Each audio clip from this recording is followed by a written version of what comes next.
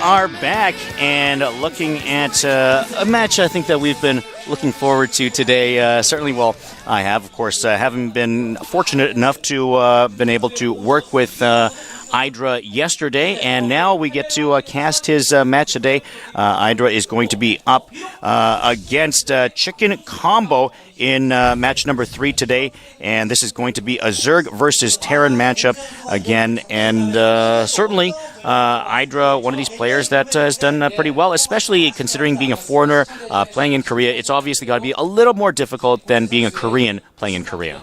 Yeah, I mean, all respect to IdrA for being here for like almost 3 years, making it as a pro gamer, because it's really tough, especially being in a StarCraft I pro team. Like first, I think it was IdrA and CJ. This guy has to play like 12 hours a day and 28 days a month. It's crazy, man. All right, well, let's go take a look at the man right here.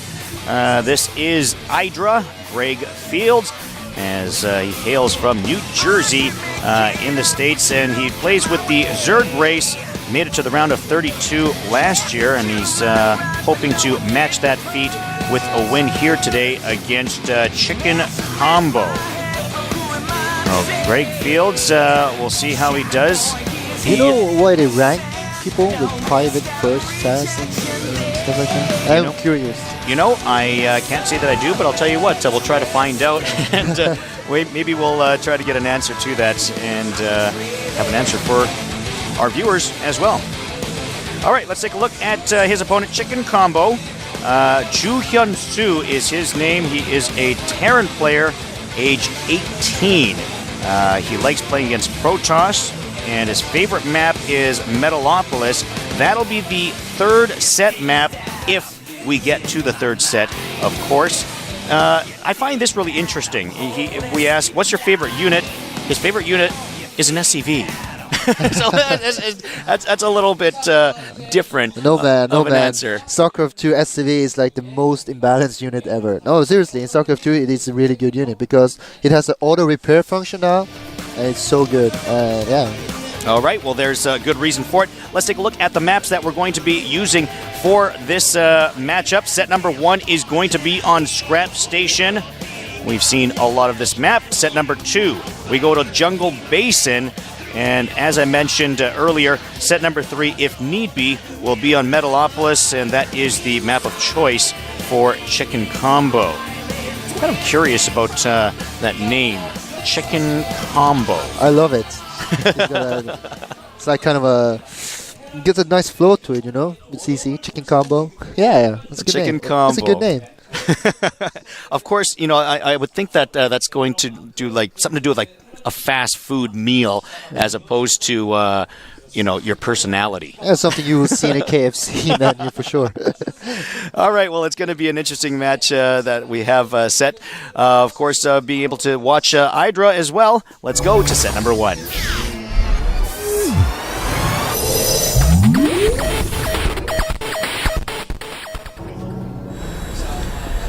So, set 1 is on Scrap Station. IdrA has said that he likes playing Terran.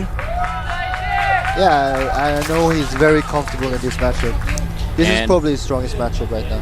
And he does have a lot of fans here as well. A Caucasian crowd here to cheer him on. ChickenCombo, introduced as our blue Terran. And the same fan that cheered the 2 other guys is still cheering for this guy too, man. I like it. Showing support for StarCraft II no matter who the player is. Can't we all just get along? All right, so let's talk about builds. Obviously, you know IdrA very well. Would you know what his favorite build order is? Yeah, he's going to fast expand, going into probably roaches, then Mutalisks, Banings. It depends a little bit on what he scouts, of course, if the Terran is doing a big push early on, whatever, but yeah, I'm expecting just basic expansion to roaches, to Muta, or even Banings. Okay. Barracks and supply at the choke point for ChickenCombo. He's going to wall in. Yeah, and you see he has a pretty early scout in. but he won't. It's not the scout that is going to deny an expansion. It's just going to be a scout that just verifies. He expanded. That's about it. But it's pretty standard so far.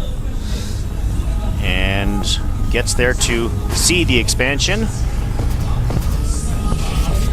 Nothing unusual here so far. IdrA is going normal, standard 14 pool, no 14 hatch, 14 pool opening, one barrack, the refinery into orbital.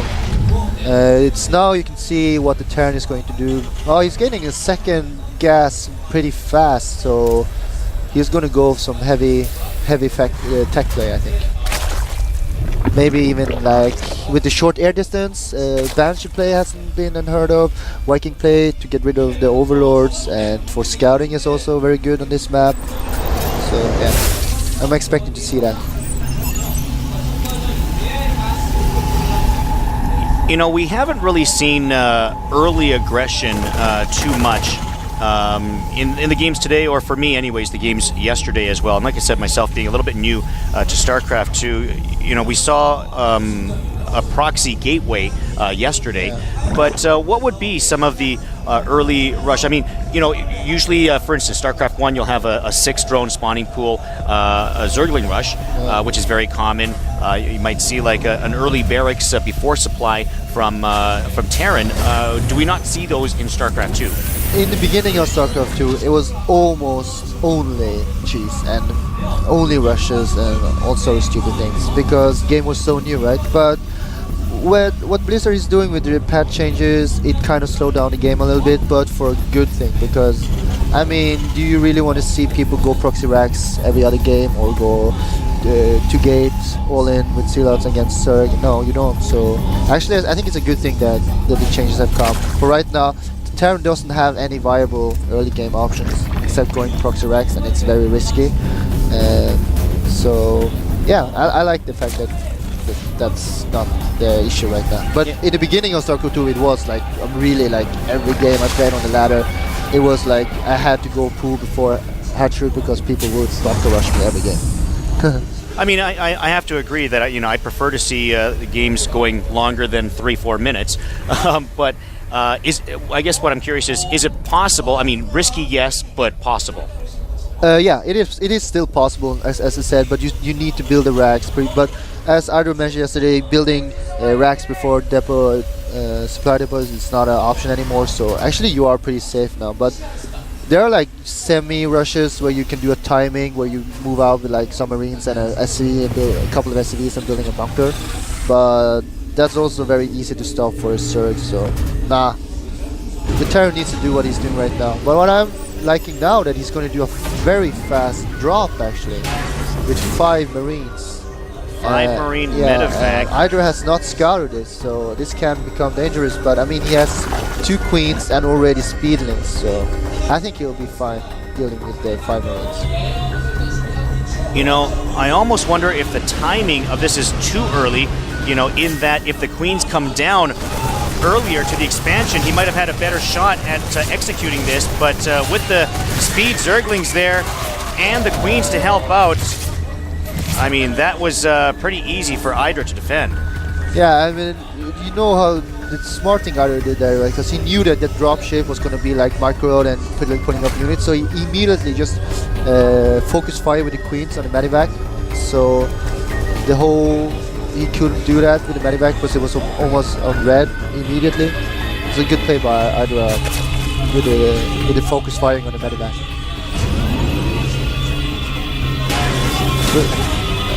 And ChickenCombo heads back to his base with the medevac. He's going to add a couple more barracks. Right now, I mean, IdrA is in a very comfortable position. He knows the Terran has no expansion. He knows he has his expansion himself. He's got his Spire halfway done.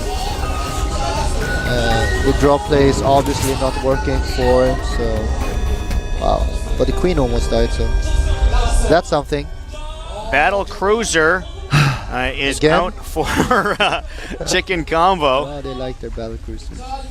And we'll see how prepared IdrA is for this. And he might not be. He's going to get some decent drone kills here. Medevac's coming in to help out as well. Although that's pretty much ineffective. It's going to be just the battle cruiser versus the Queen.